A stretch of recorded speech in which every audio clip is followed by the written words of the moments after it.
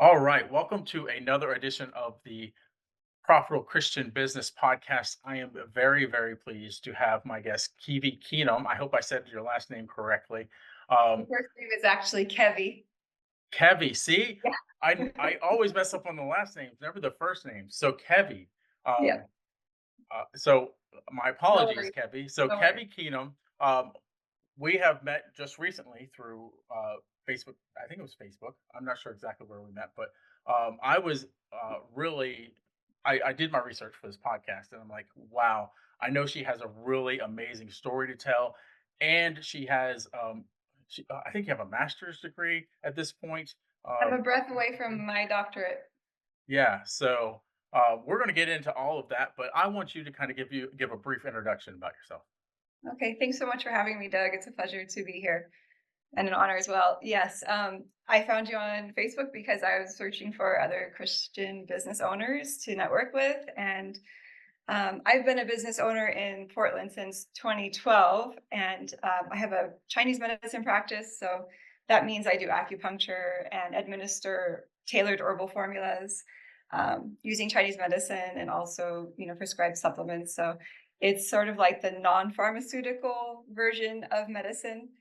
And yep, I've had a local practice in the Portland metro area, which is, kind of challenge in terms of like the numbers of people with faith out here, but Mm. it's where I've lived for half my life, and a little less than half in Hawaii as well.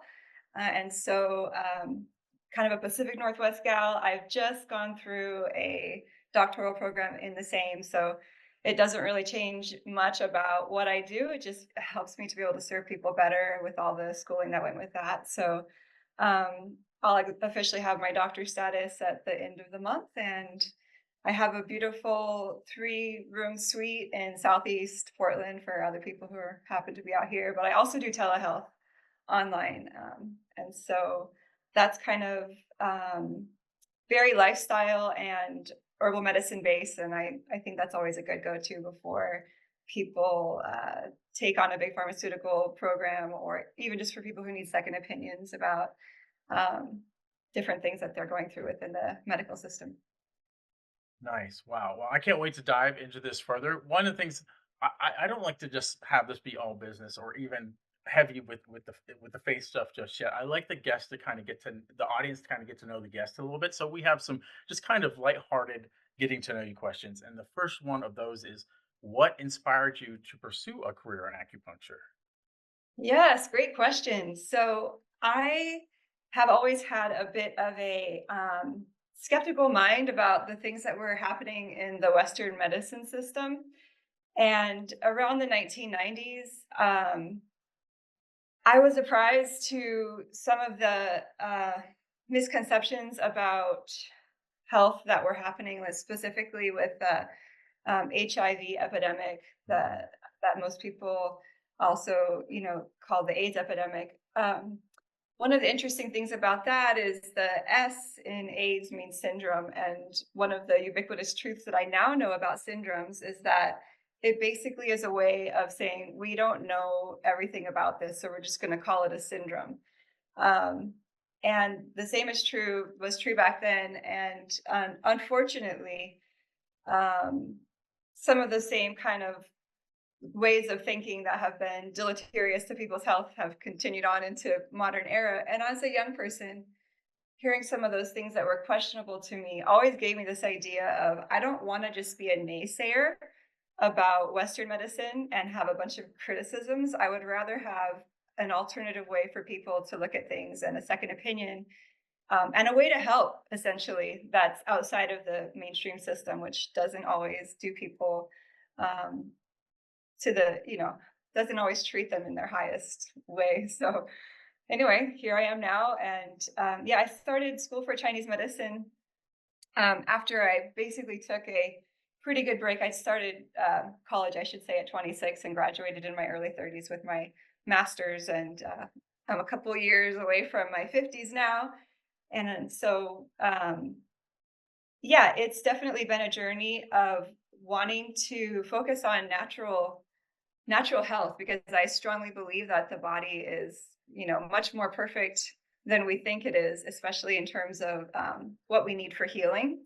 Mm. The basics are often the strongest pillars of health instead of, the biggest trend or the most bizarre newfangled thing you can think of. It's actually usually much more at your fingertips. So I like empowering people. Well, I have some questions that may not that you may not have in front of you that I want to touch on later. I'm going to keep them in the back of my mind for now, but um, Sure. just really good questions that I want to ask you. So um, the next question is, I know you're also a mom. So how do you balance running your clinic as well as being a mom? Yeah, I mean, I think everybody that does balance different things in life knows that it all comes down to priorities. And I think that it used to feel and seem a lot harder before I put God in the center of Mm, everything. And certainly, just having grace for the reality that what we imagine things to be like isn't really how things are going to go. Um, Personally, in my profession, I think one of the frustrations that has come about that God has really helped me with is, I basically have the equivalent of a regular MD student loan debt, right. but my income is basically closer to something like a glorified massage therapist. Mm, So, and that's sort of how the Western world wants to keep me paid. The big money comes in if you're selling pharmaceuticals, and I'm not doing that. So, I've been able to sort of unpeel like what my expectations were for myself in this way of realizing God's economy. mm, And yeah, there was actually a pretty neat sort of set of miracles that happened in my life that really highlighted that fact for me and made me realize like I'm not storing it up in this lifetime. It's really about what I can do to help God's people in this here and now. And honestly, the one of the most fulfilling things in life, as far as I'm concerned, is your contribution. mm. So yeah, balance is really subjective, and I think that when your perspective is healthy, that your balance system becomes healthier. Oh, I love that take on it. It's about perspective because I think the pursuit of balance is very difficult, right? There are going to be times in your life when you're unbalanced, and it's okay, Yeah, right? It's okay because you have to be unbalanced in one season in order to be more balanced in another. I think so. absolutely. I think Um, also a lot of strength comes from um, sort of living life in a little bit of the low gear mode. mm, So, not overextending yourself and realizing that your mental health is actually a huge priority. And of course, that just comes back to soaking up as much as you can for your oil lamp and having God in your heart and having your mind straight with that, I think is the number one piece of it. yeah. Yeah, nice. Wow, I can tell we're gonna get much deeper. I'm anxious to hear about those miracles when we get to your story. But having just come back from Hawaii myself and knowing that you lived there for so long, um, what's one of your favorite things about Hawaii? Yeah. Being able to go to the beach or a waterfall every Mm, single day if you choose without having to make a big journey to do that. I can't tell you how many times people have asked me, "Well, oh, didn't you feel island fever?" And mm, I just laugh at that so hard because I'm out in the valley of Portland where for miles it's just flat land and I mm, can't see the ocean and I can't see the mountains. And that actually gives me a little bit more of a mm, mhm. landlocked feeling. But when you can see nature and you can see God's creation and you know you can go be a part of it and just immerse yourself in it, yeah, that's probably my favorite part. Can I share a little story from my Hawaii trip, I hope about you do. how it's a God story, basically? Yes. We the green sand beach, which is on the Big Island. I don't there Uh-huh. might be other green sand beaches, but there's a green sand beach on the Big Island. You may know all about it, but this is for the Sure. audience sake. We wanted to go to the green sand beach, my family and I, and, we had plans, and we stopped at one of the coffee farms, and we're talking to another couple, and they're like, "Well, how are you gonna get there?" We're like, "We're gonna just drive there." And okay, then they said, "No, you're gonna have to you're gonna drive a little bit, but then the only way to get there is really to have the locals take you."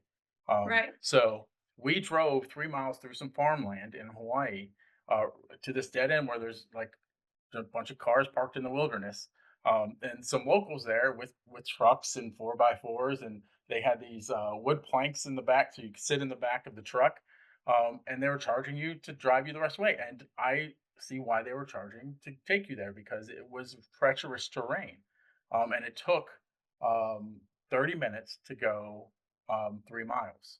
So, but when we got there, um, the green sand beach, it's olive green, so nobody's thinking it's like alien green or some kind of fluorescent green. It was olive green, but it was so beautiful, and it was like a scene out of a movie, like the cliffs on the side, the rock structures, and like this cove, and the water was just took my breath away. So Wow. that I love seeing God's nature, right? And seeing His creation, Yeah. and that was one of those moments for me. When you're in Hawaii, who can deny the creator? Who can deny God? It's just the fingerprints are everywhere. Yeah, yeah, Yeah. it was a beautiful thing. One of the staples of this show is we do a fill in the blank question. And your fill in the blank question is my greatest source of strength in entrepreneurship comes from blank. Okay. I mean, I guess you already know the answer. Hmm. um, I can do all things through which Christ strengthened me. So yeah, Yeah, that I clearly there it's was a there was a hiccup in time where COVID happened and businesses were shut down, and I have a really small business, and I lost some of my subleasers in my clinic, and things were looking kind of iffy on all fronts. I have to say that things actually got a little bit worse before they got better, and I believed in God at that time, but the sequela of that is really when I brought my life back to the Lord. And so mm, I rededicated my life to Christ in January 18th of 2023. And it's funny, I didn't quite realize that I was what is called a lukewarm Christian. I didn't mm, realize that I was mostly a cultural Christian my whole life. mm, I think in my heart, of course, I knew that, but the difference of when you have your experiences with divine and you just can't not do your best anymore. So yeah, some of those things happened to me after reaching my rock bottom, and I just have to say that everything that looked like it was going to, possibly derail me, and I just don't know what. I've had nothing but, extreme hope, and it's not even mm. just about my business. It's about life, and it's about the coming of the Lord, and it's about what happens after we're out of this moment in time into our new moments in time. So yeah, it's bigger than than just the words. It fills a space bigger than this room. So everything is the strength always Wow. comes from there for sure. As all Well, good things. exactly. Well, before we even get into your story, I wanted to pick up on a couple things from what you just said because I don't know if the audience really well they may know, but let's kind of paint a picture, if you will, to your perspective of what a cultural Christian is versus a real Christian. Can you kind of give what your perspective is from having been one?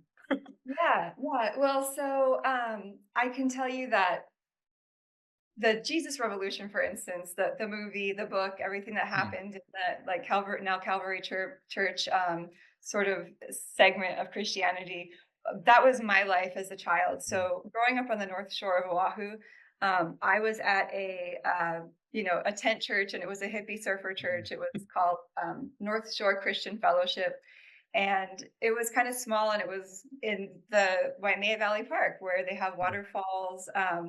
And it's across from Waimea Bay. It's just like a piece of sacred Hawaiian land, which was really special to me growing up. And so uh, I went there until I was 7. My parents divorced and we moved. But in my heart, that idyllic early like background plus, to be honest, I even bigger moment was gathering an immense like punctuation of faith as like a 4 to 5 year old seeing an angel in my room with mm, my sister.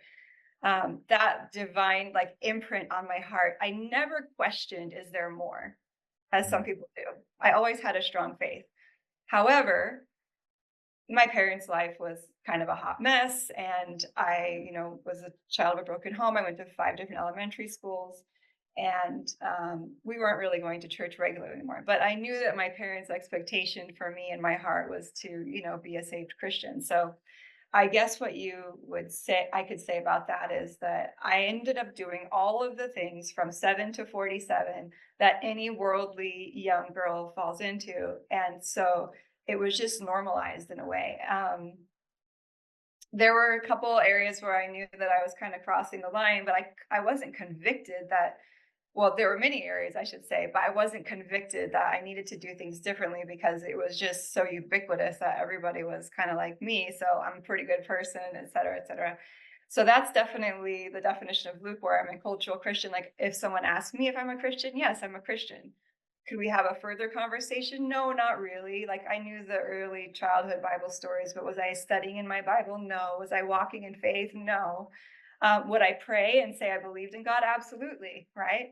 But I wasn't able to examine myself and see the reasons why I was doing things to hurt myself. Like it just wasn't dawning on me that I needed to do that until, to be honest, it was COVID, a Mm, divorce, some other, things that just were painful that had happened in my soul where I basically said, who am I and what am I doing? And I know I can do better.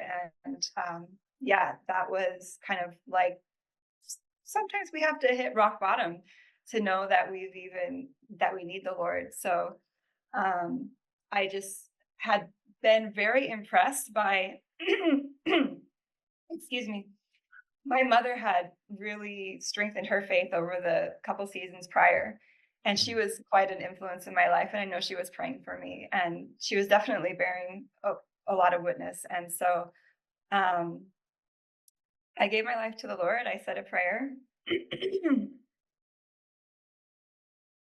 Excuse me. Um,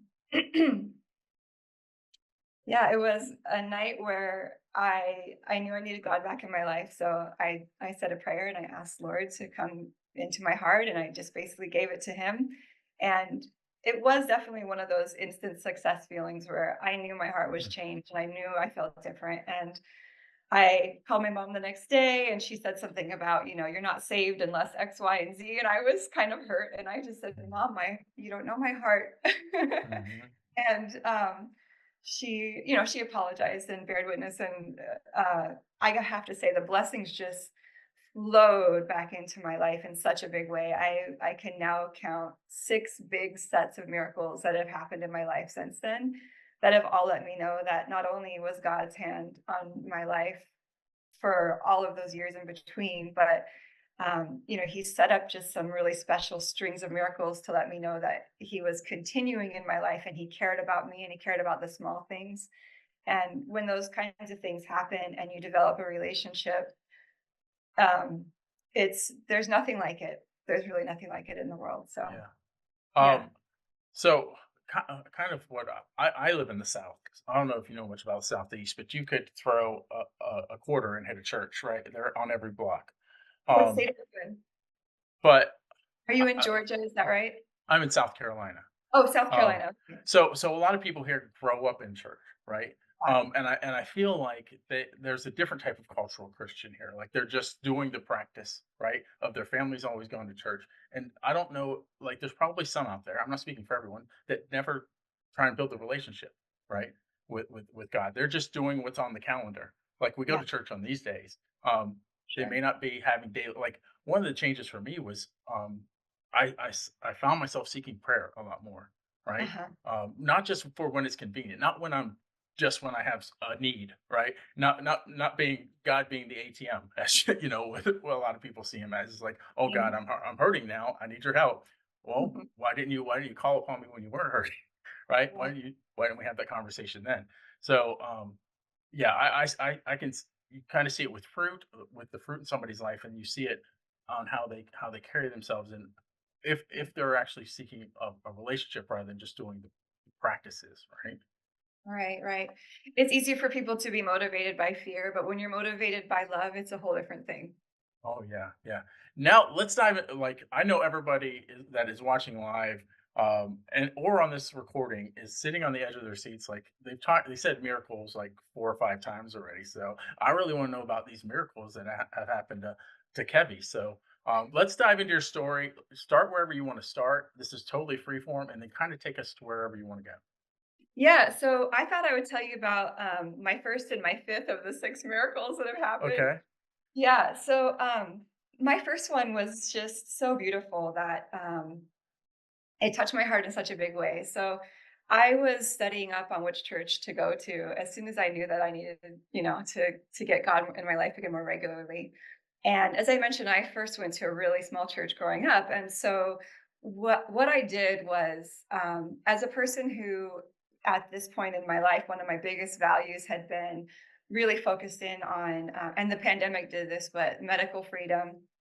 Mm, I chose to ask a bunch of people in my medical freedom groups, like, do you guys go to church? Do you know a good church that honors medical freedom? Maybe that didn't shut down because of the pandemic, that's not promoting, pharmaceuticals at this point mm, in time. And so 3 out of 5 people mentioned this one big church that's about a half an hour drive from my house. And I'm thinking, oh, I'll check it out. And first, I'm going to kind of stalk them online. And they had 5 services a weekend. It was 2 on Saturday, 3 on Sunday. Little did I know that these are the same Saturday and Sunday services. So I had been watching them for a good week and probably saw 5 services from their archives, etc. And when I went on Sunday morning, uh, I kind of had a little flash of, should I really be going here? Because I just watched the same sermon last night. mhm, Don't get me wrong, it was a great one. It was about the times of Noah. It was something that I probably needed to hear twice. And I was happy to be there. But as I was leaving, my impression was this is slightly a mega church. Like there's a couple mhm, thousand people at service. Like I went to a really small church growing up. Am I going to be able to find community here?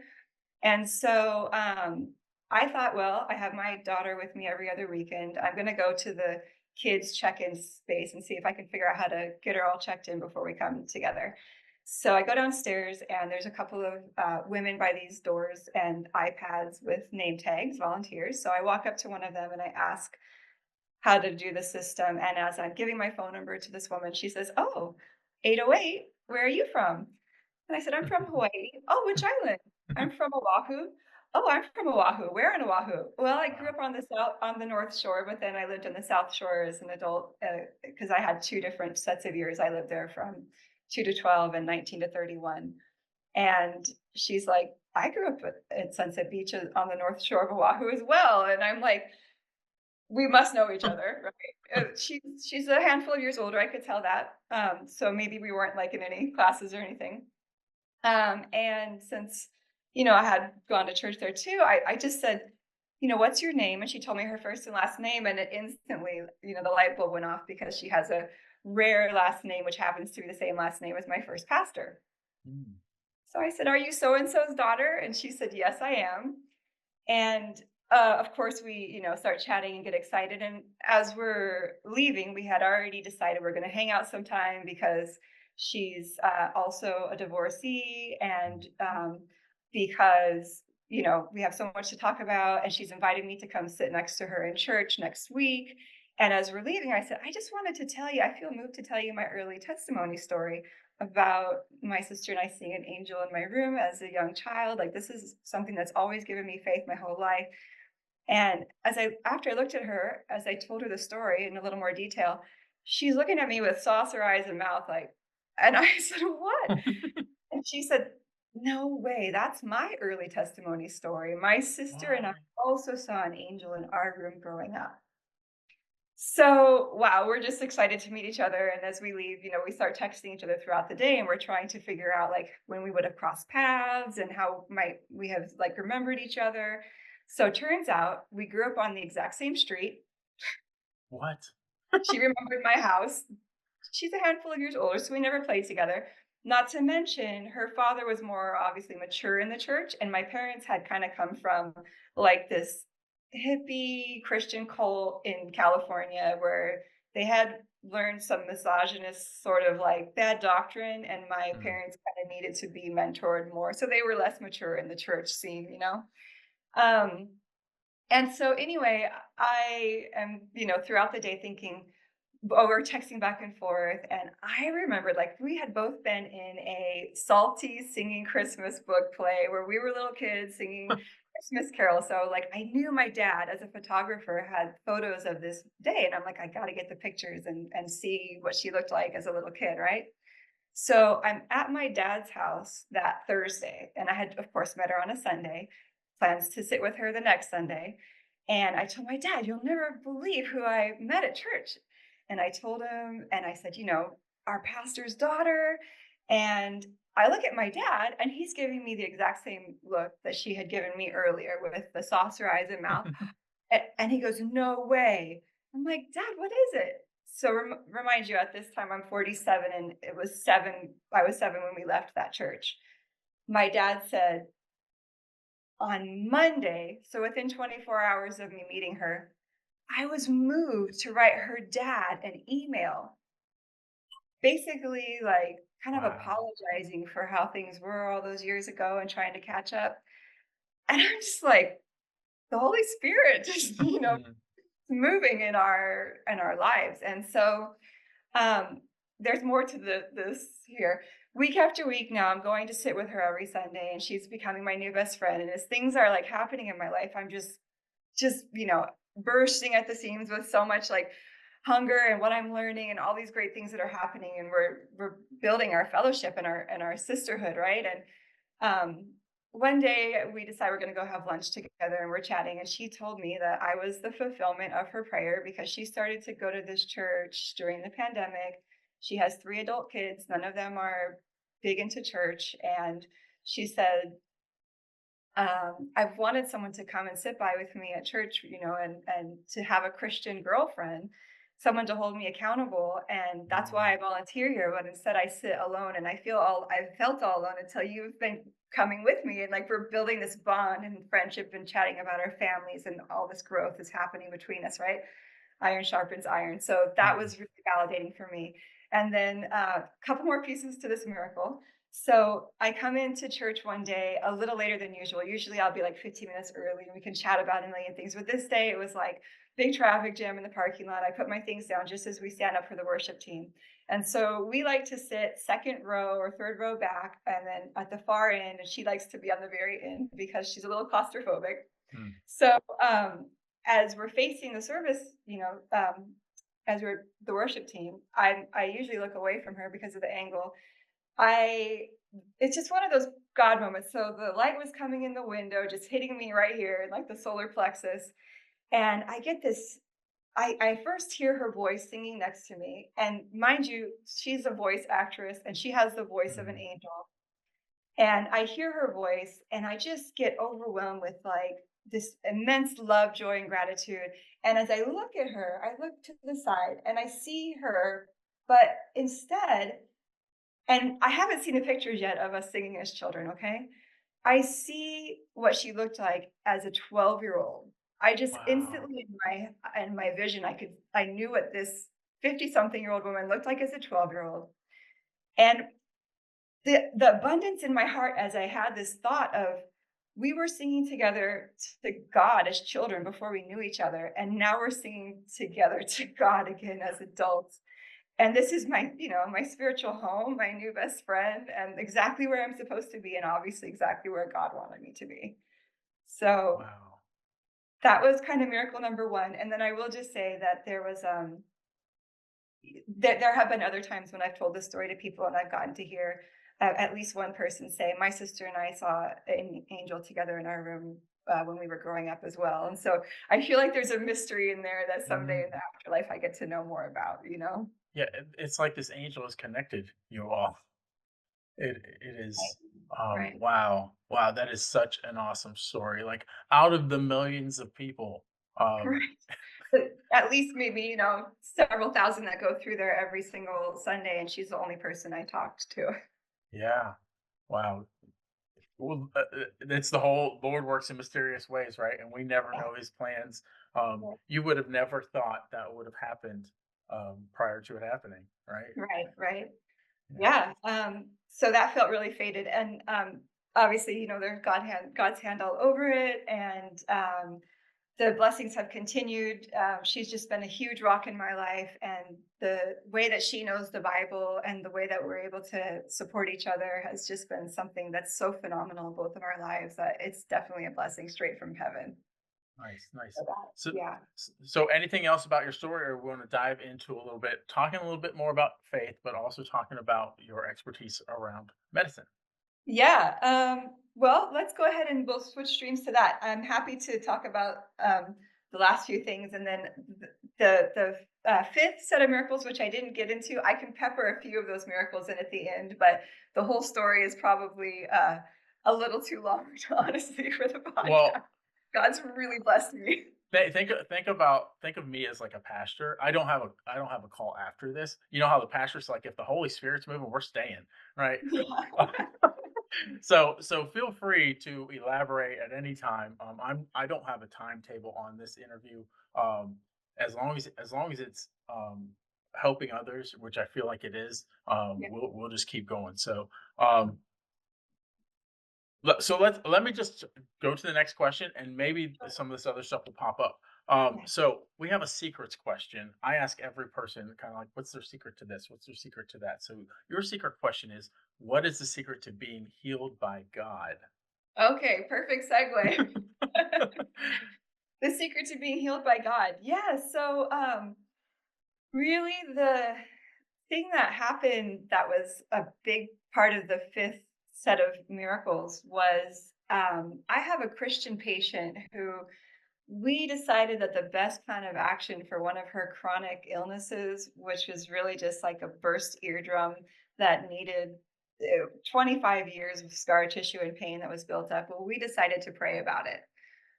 And so when she told me a couple weeks later that it was healed, I felt really moved, but at the same time, it was her miracle, right? It wasn't like Mhm, something that was exclusive that I needed to go bragging to people about. Obviously, God did that. I didn't do that. Our faith did that, right? Like being able to bring that to God and know that that was something that's in His realm of possible.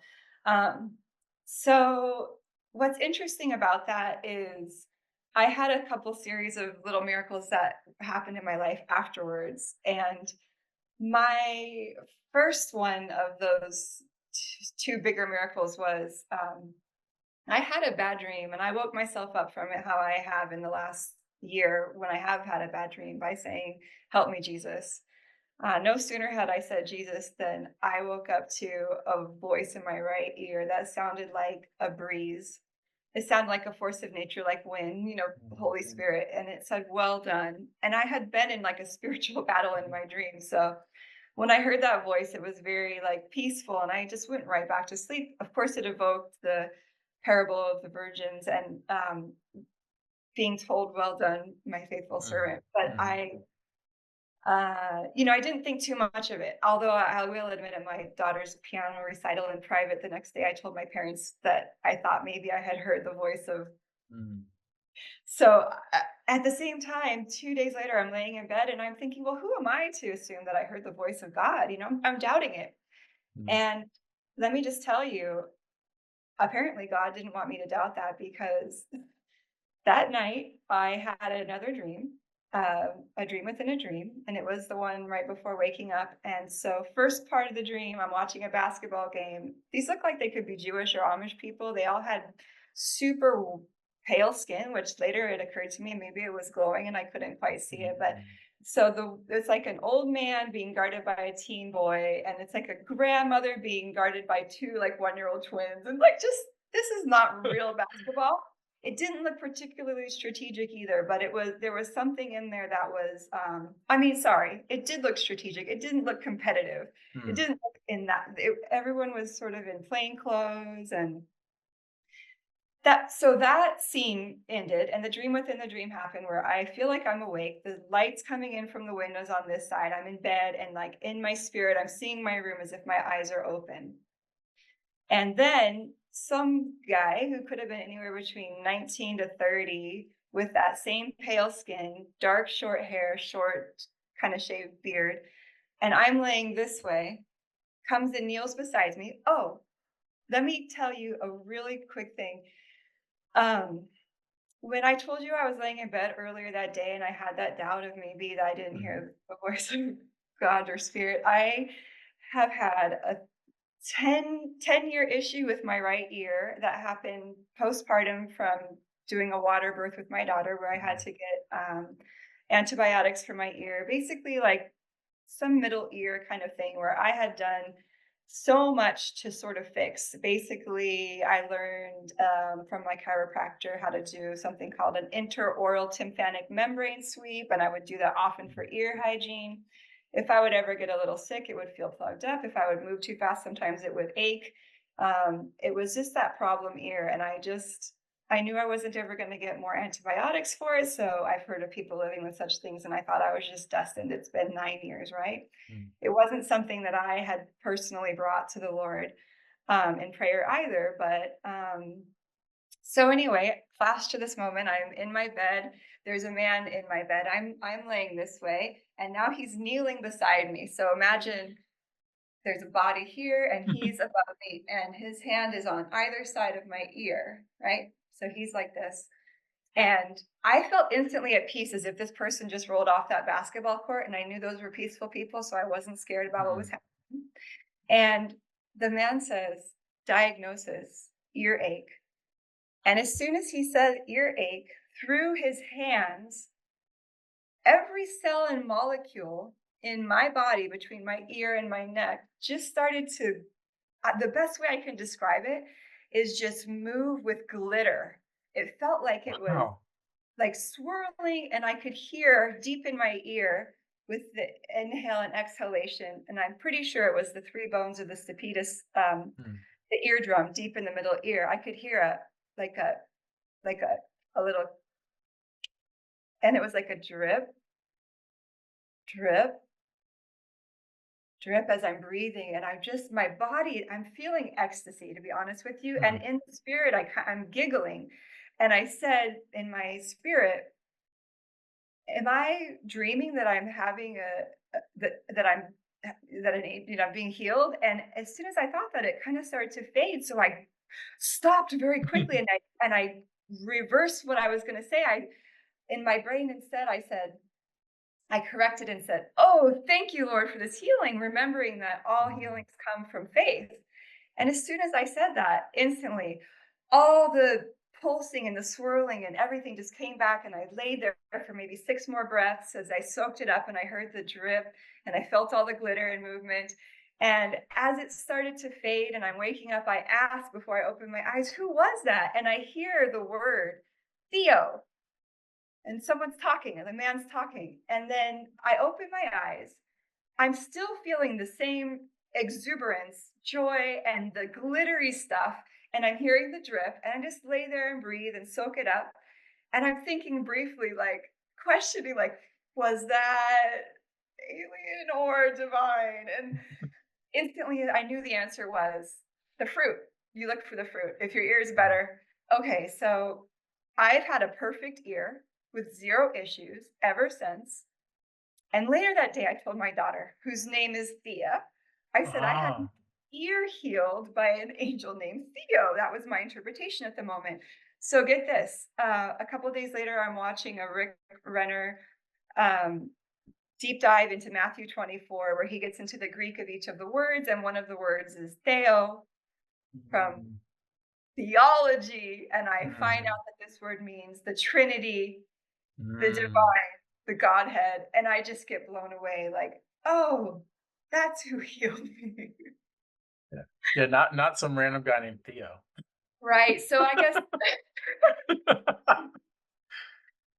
God was like, I really don't want you to doubt that just your ear was making you feel like you heard something.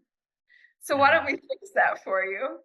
Not to mention, I had prayed for the healing of someone else's ear, and God knew I had this 9-year problem with my own ear. And here he gifts me with the best healing I've ever had in my life, really with the best moment I've ever had in my entire life. I'm not going to kid you. This is Wow. when I think about that vision of, let's just call it Jesus in my Yep. bed, Yep. healing my ear with attention to detail for something in my life that I had kind of just taken for like, this is my new, chronic illness, that it overwhelms me. And I think what it actually did was it affirmed this question that I had, like, Lord, am I on the right path with my healing work? Am I supposed to be Mm, doing this, or is me, trying to get a doctorate just like vanity?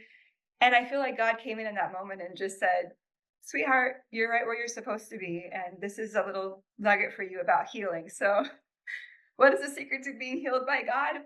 I truly believe that all healing comes from God. Your mm, body is a healer, and your body is a gift from God.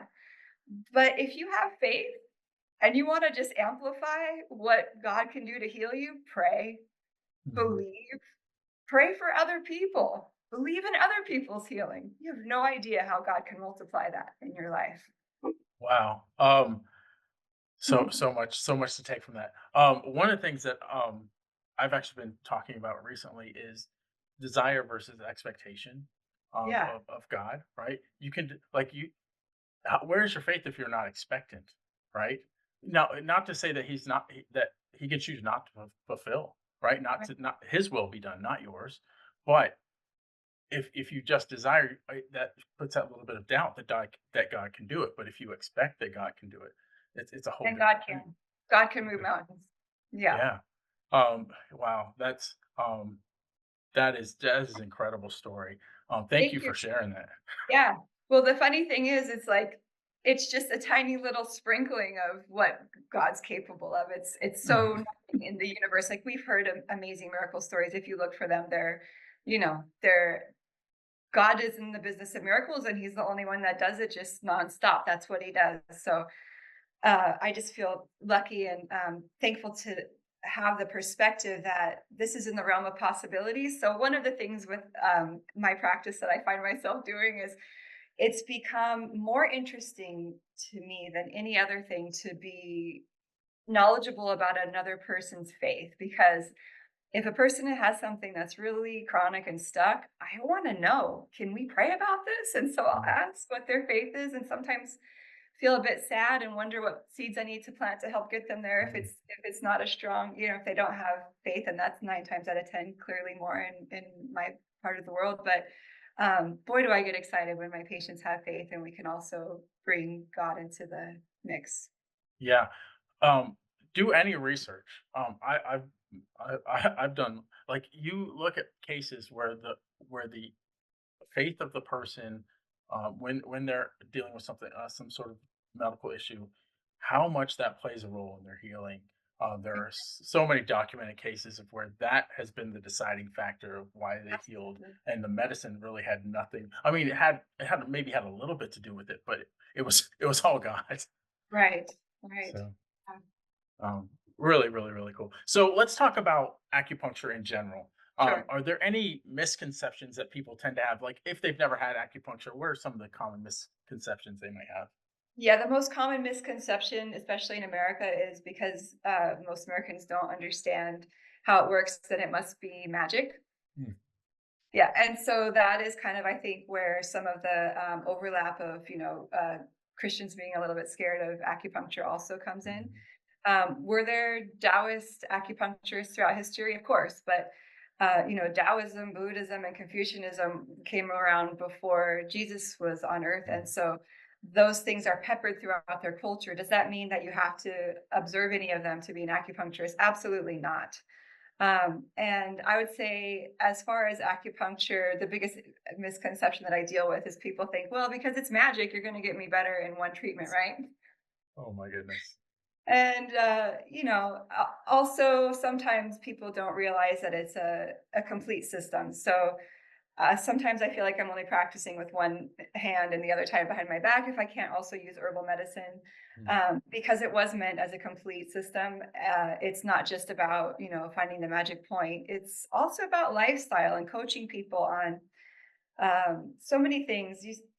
The history of Chinese medicine, the ancient in ancient times, they were studying the seasons and nature and the way people responded to and lived with nature in a way that was so comprehensive and so just full bodied that it really was like the study of a natural science. And so people in America often think, oh, it's just so woo woo. And so you see actually a lot of American acupuncturists practicing acupuncture in a woo woo way. Like they'll Mm, disperse Reiki and different things that have nothing to do with how acupuncture is truly practiced. I've been to China 3 times.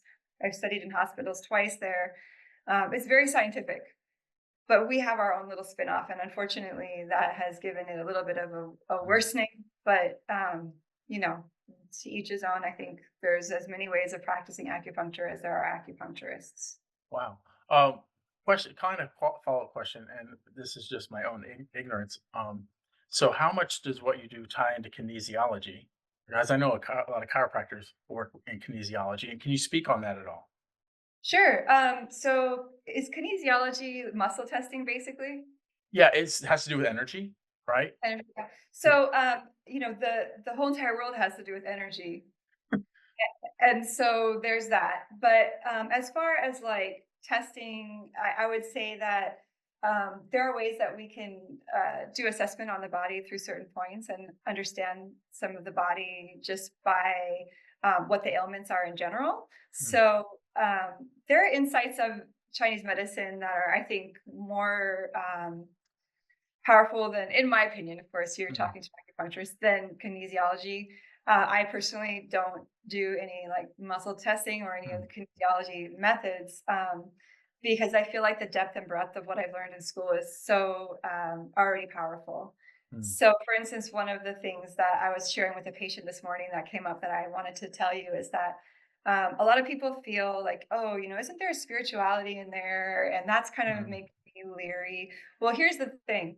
Back in the day, no ancients ever thought of the mind and mental as different from the body, and that makes sense, right? Like mhm, in America, we have a different class of medicine for mental emotional stuff, but in China, your brain lives in your body, mm, and some of the ways that you're going to express things emotionally shows up as well, actually, that means that this organ system might be out of balance. So, for instance, if I have a very, maybe it's a female patient or a woo like minded patient, and they come in and they tell me all their emotional ailments, I can then tell them, oh, so you probably have loose stool and you're having trouble falling asleep, and you probably need to eat more like this mhm. because it's reflection of where their body imbalances are. Does that make sense? Yes, yes. Vice versa, I can talk about a body ailment and then guess where their mental emotional imbalances are going to Mm, be. So that's one of the sort of strengths of Chinese medicine that I think is mysterious to Westerners thinking, but it doesn't mean that we study to spirituality. It just means that we understand the mind body connection in a way that was, 4,000 years rich. yeah. Let's get into the herbal part a little bit, right? Sure. Because I am of the belief that most of the things that you need to heal, God created, right? Yeah. It wasn't until and I saw a post earlier today that I kind of agree with. Like you look at how much cancer there was. I forget the exact time frame, but many years ago, compared to how much cancer there is now, and then you look at the food supply, right? Yeah. How it's been doctored, right? Like pesticides, all that, whatever putting in the food. Mhm. Um, but God's natural, what God put here originally. Just speak on that. I'm not really asking a question, but give me your take on how you feel like God has possibly given you everything that you need. Yeah, it's funny because one of the ways to be healthiest in this current era is not what you do, but what you don't do. Mm, We're being poisoned on so many levels, and our soil is depleted. Yes, and so obviously the I believe plants and animals and all the different things under the sun that God gave to us as humans to work with, those should be looked at first for healing versus, in my opinion, pharmaceutical interventions. And I would say most of the time you probably can do something that's more holistic and somewhat gentler on the body and more corrective and less dependency forming in herbal mm, medicine.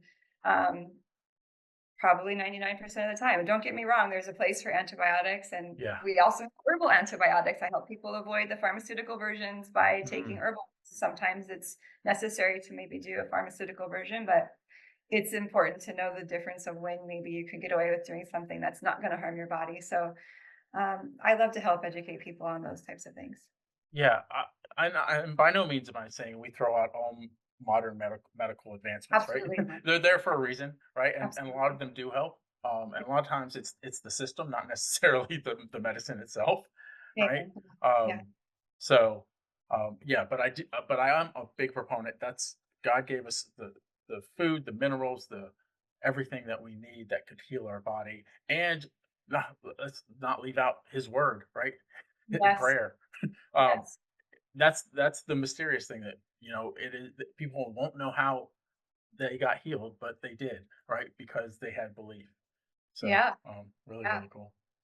Yeah. Um, I sometimes like to think that, or I tell people, I'm pretty sure that the human body that we were all given is far more intelligent than the brain in our head.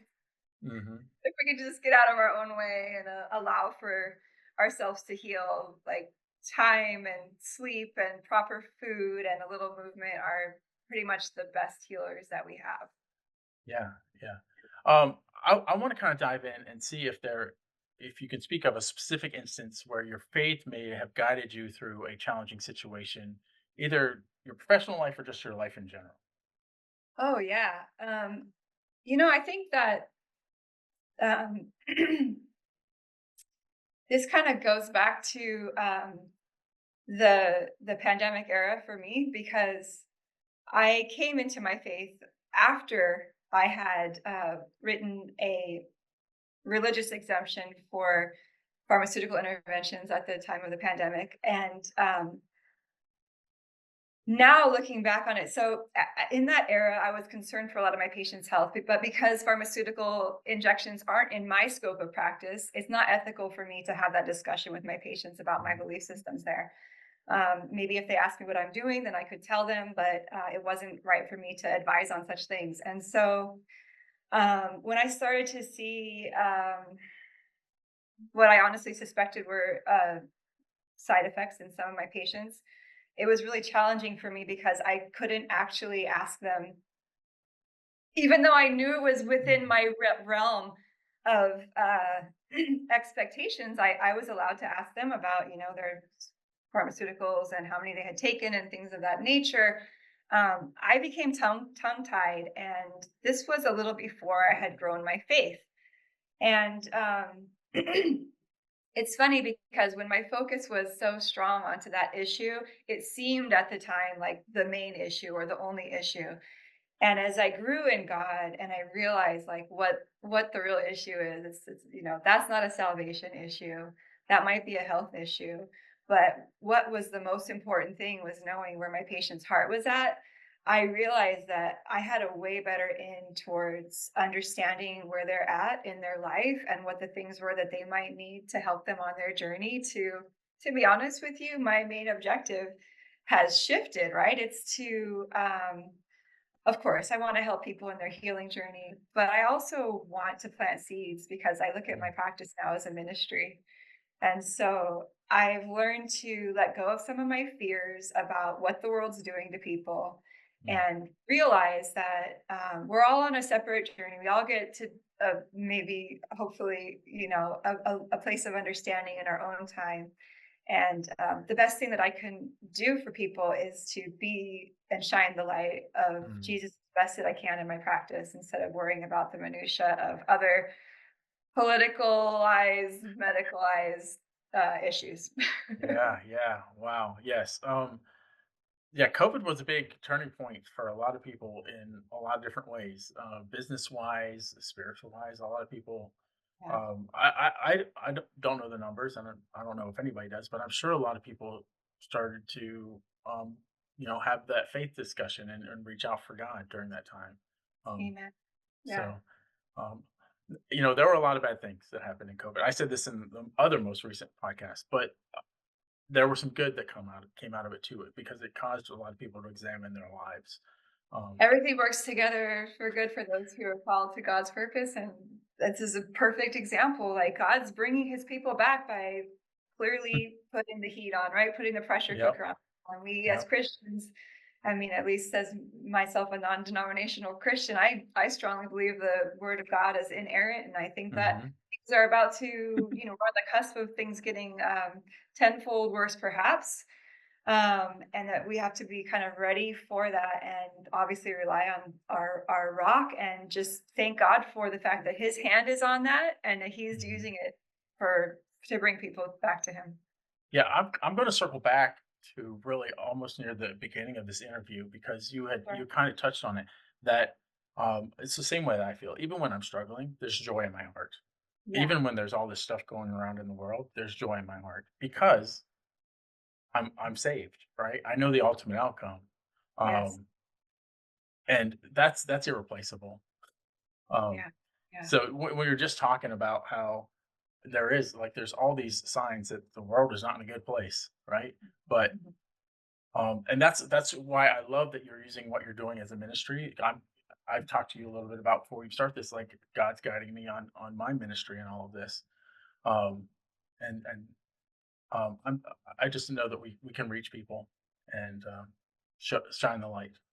Yeah. That being said, I really have a deep desire to work with more Christians, just because it's such a blessing to have that fellowship. And I feel like, people can relate to people that are somewhat like them. And clearly, my hope is that people who are believers have somewhat of a similar viewpoint in terms of relying on nature and maybe even, you know, weeding off of pharmaceuticals or reducing them, as well as, using natural medicine to reduce their pain or maybe avoid surgeries or just get second opinions in general. And I love to help people with even through telehealth consults, doing herbal consults for people's supplement regimens, and of course, those tailored herbal formulas, which can help people turn the corner on so many different types of health issues. Nice. Um, Thank you so much, Kiwi. And what I want you to do after you just spoke about all that, how can people find out more about you and where do they go? Where can we send them your way? Yeah. So my clinic website is a great place to schedule with me for even just a free 15-minute consult. Basically, we would do an interview to see if we're a good fit to work together. And then I have that offering on my webpage. And so it's Wildfire Family Clinic. It's a .com, and it's just, of course, spelled how it sounds, Wildfire Family Clinic. And then I have a provider page and there's a schedule button and you can just reach out and we can do a free chat, or of course, I can be emailed at the same. It's Kevi at wildfirefamilyclinic.com. And of course, you can get that through my website. The contact page goes straight there as well. Okay, we'll put those links in the show notes, or depending on where you're watching. If you're listening to this, it'll be in the show notes. If you're watching this on a video, it'll probably be in the description or in the comments below.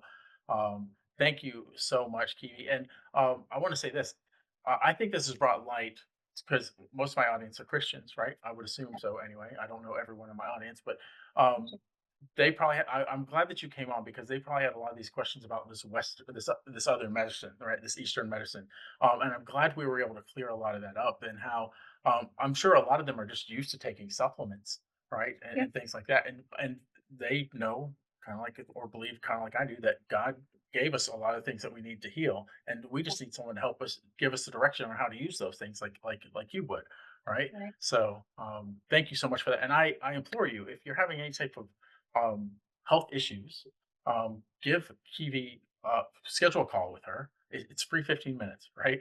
Yeah, What do you have to lose? And she'll just give you some insights and just her thoughts on it. As you can see, she has a very um, adept background and knowledge in it. So I highly um, want you to go. Want you to go and check out her stuff. Deb, I'll offer you a free hour if you want to do any consulting. I'd love to pay you back for this opportunity to get in front of your audience. It's just been a pleasure. Nice, nice. So I do like to close with this because I always feel like the guest leaves. This might be wrong, but usually the guest leaves and they're like, I wanted to say that, right? Or I would like to pass on this little bit of wisdom. So my last question is, do you have any parting words of wisdom or advice for the Christian entrepreneurs watching?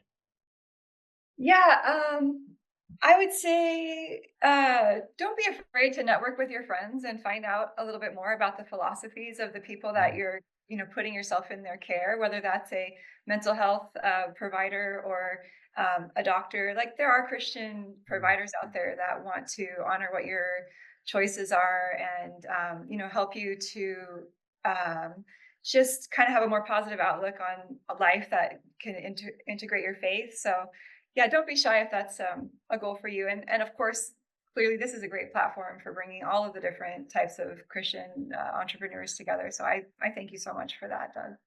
All right. Well, thank you again, Kiwi. And until next time, Christian entrepreneurs, keep moving forward. Awesome. Thank you.